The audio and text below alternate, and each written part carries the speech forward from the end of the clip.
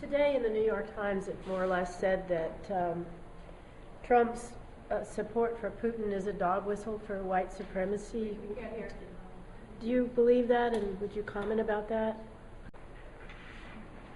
Okay. More questions? All right, more questions? Bill likes to take a couple questions at a time and then answer them. I have one. I would like to ask about the fake news. There's a lot of fake news on Syria that blames the U.S. for the conflict in Syria. And there's been some exposure of this, but there's also so much confusion about what is fake news and what is real. And I'd like you to address that for a minute, too. Okay. Before I start, let me just recommend two books that I found really, really great. One is called Burning Country, Syrians in Revolution and War by Robin Yassin Kassab and Leila Al-Shami. It is a very in-depth look at the development of the Syrian conflict going way back. And the other is about the Kurds. It's called A Road Unforeseen, Women Fight the Islamic State by Meredith Tax. And I would really recommend both of those if you want to know more about what's going on. In terms of these questions, it's a great question. So, Trump is very hard to characterize, except that we do know he's a racist, misogynist, and xenophobe.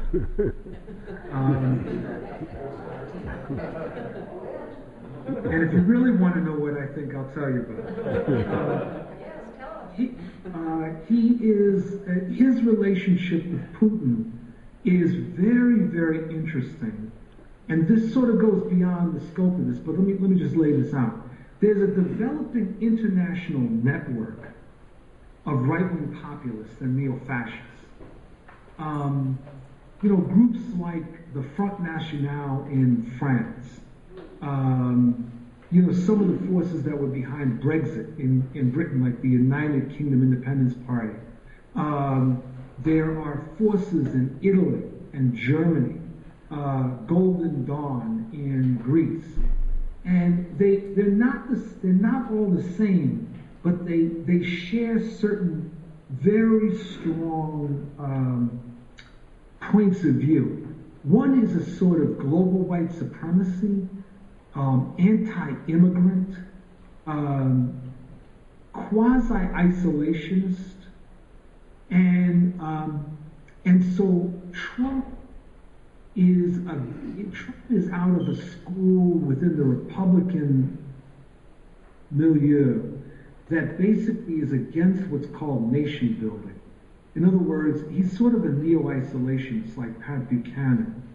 And at least he is. Now, some of these appointments he's made are people that are not exactly like that. But in any case, so Trump sees in Putin a kindred spirit. He sees in Putin a fellow authoritarian, someone who is not constrained by the media, by the niceties of democracy, that can basically do what he wants. So there's this comradeship, so to speak, that exists between them.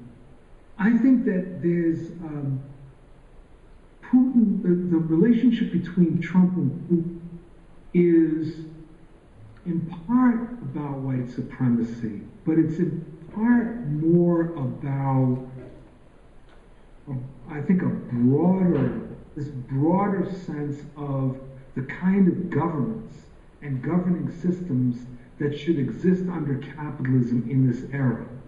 And where, as I said, they're pushing democracy to the side. There are other things that Trump has done is doing that I think are not even dog whistle when it comes to race, that are really quite explicit. The appointments of people like Bannon and others to his administration, I think are making it very clear that he sees a role for the neo-fascists. And I think we should stop using this term, alt-right, by the way. I mean, a number of us have used it. But I think it is important to be clear that the so-called alt-right are the fascists. I'm not saying that Trump is a fascist, and I don't mean that to say he's a nice person, but I use the term fascist quite explicitly. And that relates to this issue of fake news. So we're living in an era that some people have called the post-factual era. It's a moment where facts don't seem to make any difference. Now, one can argue quite accurately that that's always been the case. And I think that that's true. I mean, if you look at, for example, the Spanish-American War, the Spanish-American War of 1898 was provoked by the U.S. media, and they used a whole set of lies to justify the U.S. going in against Spain. What's different now is the technology. So you end up having, photo cropping. You have these stories that look like they're real, that seem to have elements of truth, that don't go debunked. You don't have the official media pointing out accurately and on a timely basis that a lot of what's passing for truth ends up being lies. And you have a network that seems to be based in Russia, or at least connected through Russia, that has been putting out a good deal of fake news. It's absolutely the case. And it becomes very dangerous. I've gotten into debates on Twitter with people, and one of the things I say to them is that you really need to do research, that it's not enough to have an opinion. Like for example, there's this thing called the Flat Earth Society. And I remember, no jokes, there is the Flat Earth Society. And they believe, no surprise, that the Earth is flat. And I first remember hearing about them back in the 60s when there was this Gemini capsule that was orbiting the Earth, and they sent their congratulations up to the astronauts, and they said, it may look like the Earth is round, but that's just an optical illusion. So there are people out there that can believe anything, right? And the problem is that now they have Twitter, right? And they have these websites, and they can post all this information, and people start believing it. It's like, I don't know whether you saw right before the elections when people were saying that Bill Clinton had an illegitimate black kid in Arkansas. And it's like, my God. So I posted in response that I'm sure that, there's just as much truth to that as the fact that Clinton has a close relationship with Bigfoot. Right? I mean, it's like, you know what I mean? It's like this thing gets absolutely absurd. So what's happening around Syria, as was pointed out, is that you have from the Syrian government and other places, people that are posting information that is simply wrong. And then on top of that, you have people attacking groups like the White Helmets based on partial information or based on, guilt by association. And the way the guilt by association sometimes works is like this. If I get a foundation grant from Organization X, and Organization X gets some money from the United States, that means that I'm in the pocket of the United States. Now, that may sound logical, but there's a word for it, and the word is sophistry, where something sounds logical, but the premise is false. And that's a lot of what we're dealing with now, which means that it is incumbent upon us to ask questions. When you see stuff, you can't just immediately believe it. Even if it resonates with you, you've got to check out the facts. Is this accurate? Has it been verified?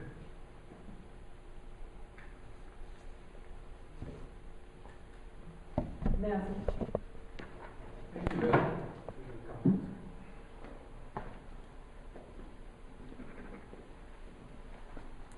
Thanks, Bill. How do you Sure. see the policy of the U.S. changing after President Obama in light of this collusion between Putin and Trump. I mean, regarding Syria. Yes, regarding Syria.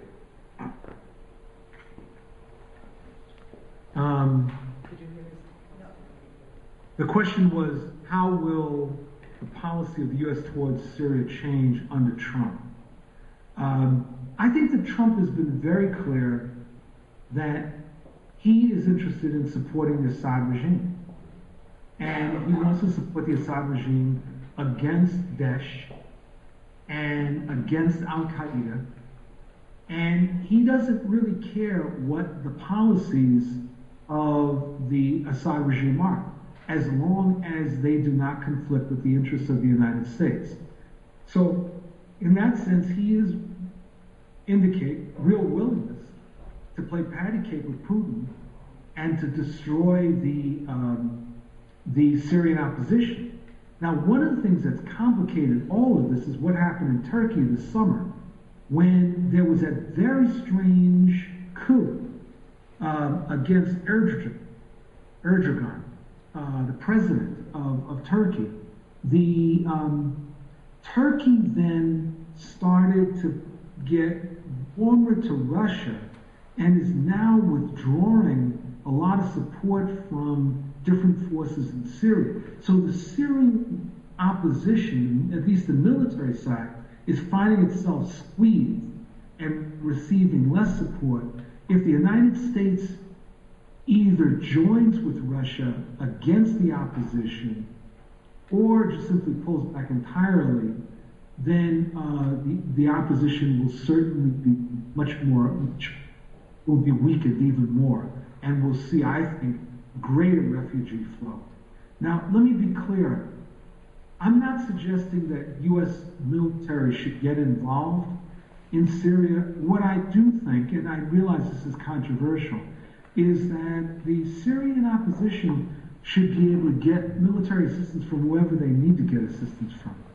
And because Assad was the one that dropped the glove. Assad was the one that ensured that what began as peaceful protests for reform turned into something else. And he does not deserve our sympathy. I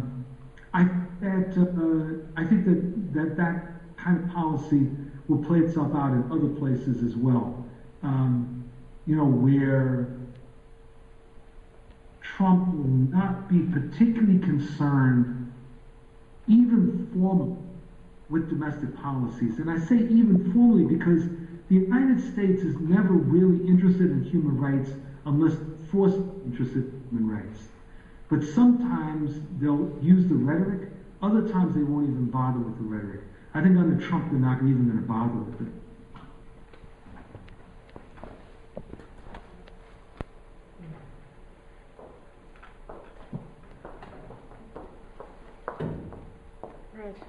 Hi, thank you so much for pointing out the international support by Black Americans in history. And I'm wondering, when do we get that back? I mean, especially because of what's happening in Syria. Whenever I discuss something with my African American friend on Facebook who posts some stuff about Syria, most of his relatives or friends, they don't really want to show any support. They don't want to even just, say it. They just tell me, girl, we are fighting other fights here in the United States. We have to fight for our freedom, for our rights. Our sons, they are being shot, which is true. But it would be nice to also get the support of Black Americans. Thank you. Assalamu alaikum.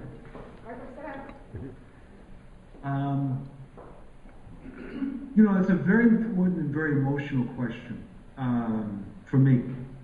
I'm not sure I'm going to give you a good answer, but I'll give you the best answer I can. I think that the response among African Americans has several sources. And I had this discussion with some of my Palestinian friends as well. So, on the one hand, African Americans are probably more conscious about the rest of the world than any other demographic in the United States. That said, we still don't know enough about what's going on in the rest of the world. So I think that one part of that is ignorance. A second is what these friends of yours told you, which is that we have other fish to fry, so to speak, that there are other priority issues for us.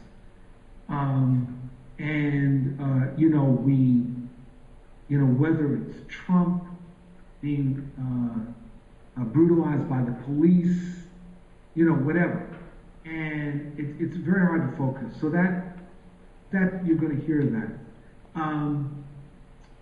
A third thing you will encounter is suspicion. And the suspicion sort of runs like this. The United States hates Assad. The U.S. allies hate Assad. Therefore, does that mean that the opposition to Assad are our friends or are they our enemies? And this leads some people to hold back. And I've seen this, for example, in Darfur, in the Sudan, where the Sudanese government under al-Bashir has engaged in genocide against people in Darfur. Because the United States has spoken out against that genocide, there are some, particularly in the activist community, who become suspicious. What's really going on in Darfur? Are we looking at a situation where al-Bashir is being targeted unfairly? So you get all of those things going on. Now, what it points to, and this is as true within the movement around Palestine as around Syria, is that one needs a core of activists, in this case black activists, who believe that this is an important issue to engage. And that core serves as an organizing committee. I think that that's true around Palestine. I think that that's true around the Western Sahara, which is an issue that's of importance to me, where the Moroccans are occupying territory.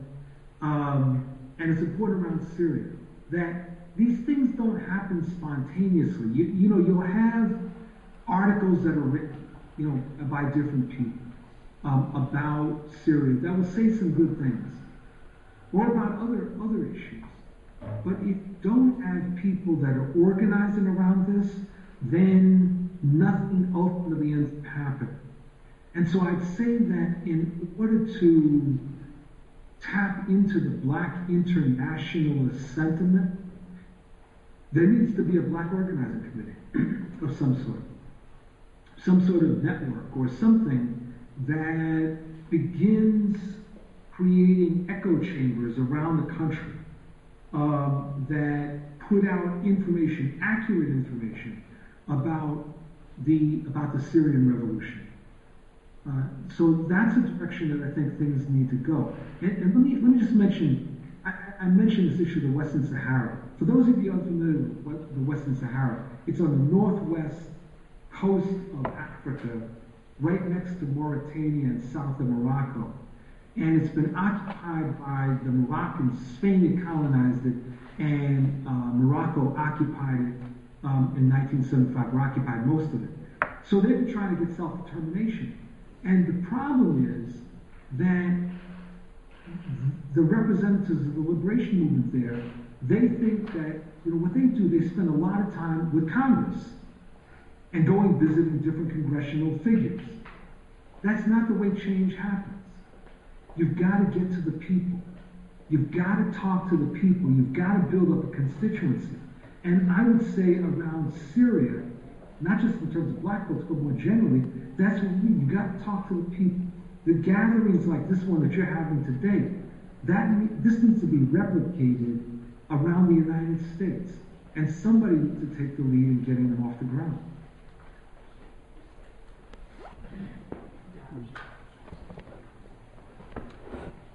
Hi, say last week on my community radio show I played a Skyped-in talk by Judy Bellow from the United National Anti-War Committee, UNAP, and she said she had been over in Syria a couple months back, and that she found quite a bit of support for Bashar al-Assad, and that she thought that that it's been incorrectly portrayed.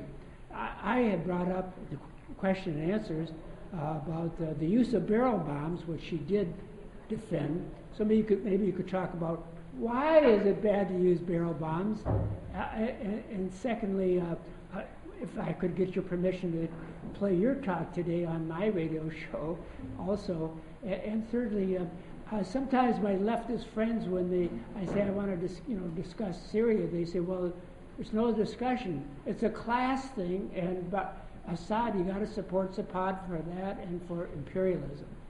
Thank you. Did people hear his question?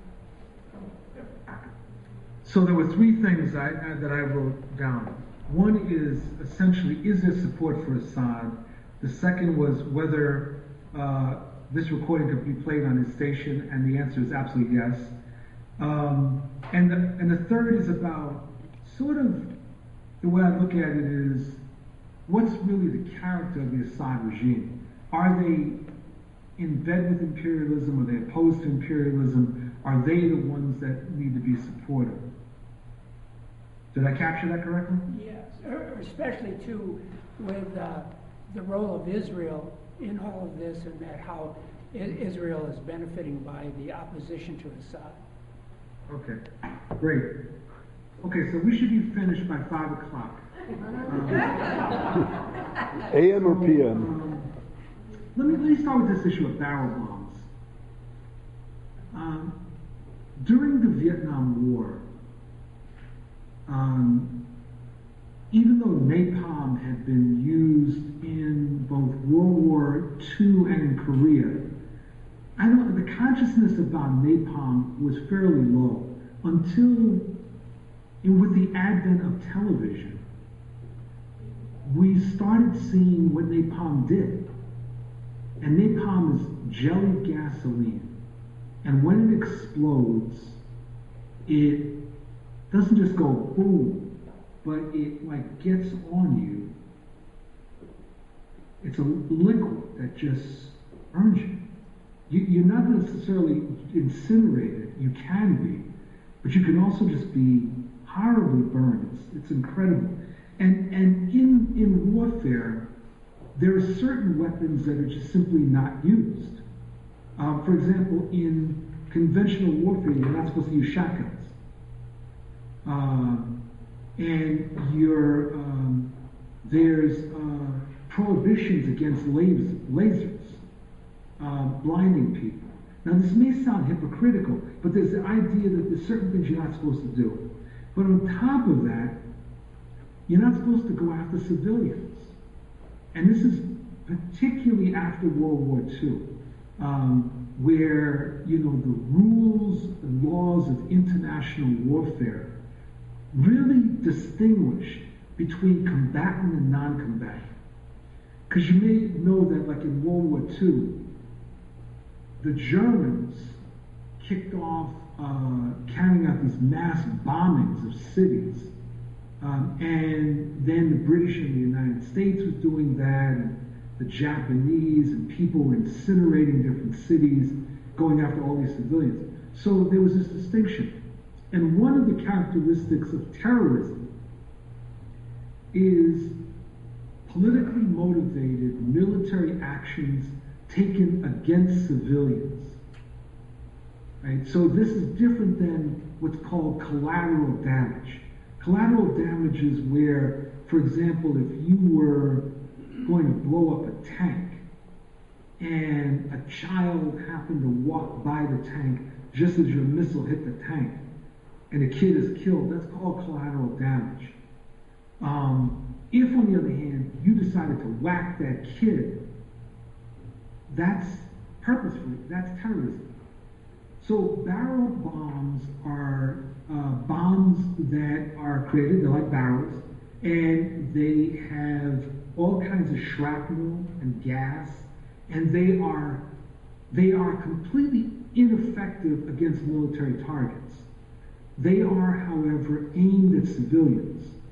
The whole purpose of barrel bombs is to scare the daylights out of people and to essentially drive them out. And it's an act of terror. All right, now, in terms of is there support for Assad? Of course there's support for Assad. There was support for Hitler. I mean, there was support for Mussolini. You know, sometimes if you watch too many war movies, you know, you think that, like in Italy or something, that only Mussolini was surrounded by maybe 10 people who supported him or something. I mean, there was an entire mass movement of fascists, and many of them fought to the death. The same in Nazi Germany. The Assad regime has a social base, and it is a social base among people who benefited by that regime. It also is based among people who have been led to fear the impact of the Syrian revolution, because they have been convinced, as the revolution has become more sectarian in some ways, or the conflict, I should say, has become more sectarian. Many of the Christians and the Alawites and Shiites are fearful that a defeat of Assad will mean a massacre of them. And so this person from UNAC, that's what they were talking about. Though UNAC, I don't think is an objective source. In fact, I know that they're not. The character, you know, one of the reasons I went through a discussion about the background of Syria was to debunk the notion that we're dealing with some sort of anti-imperialist regime. They're about as anti-imperialist as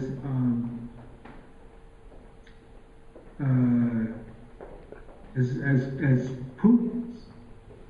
You know, they are a regime that is looking at their own preservation, and they are prepared to use whatever rhetoric they need.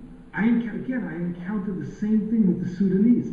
I had a meeting, when I was running Trans-Africa Forum, I had a meeting with representatives from the Sudanese embassy, who basically were telling me, you know, that they were at the forefront in the struggle against imperialism.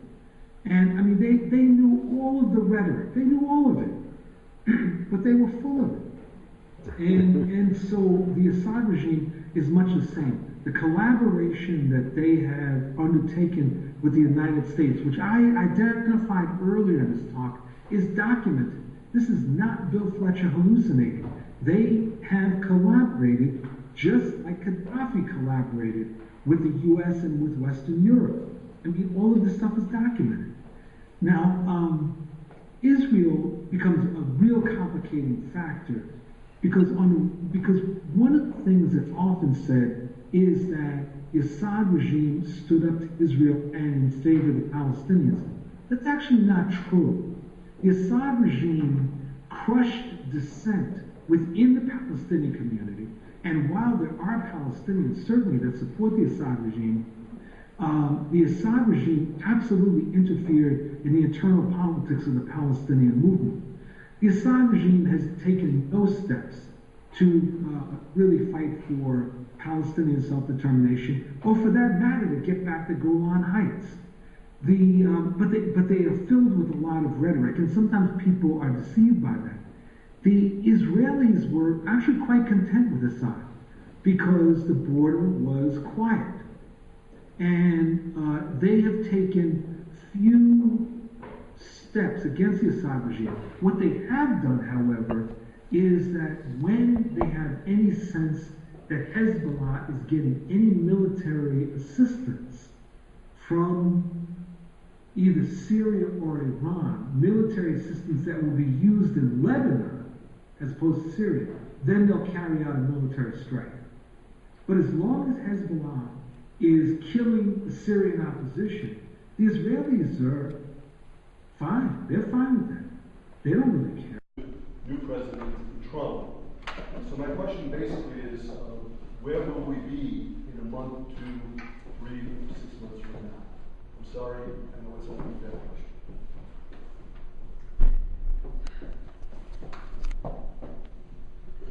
Well, I want to thank everybody for inviting me.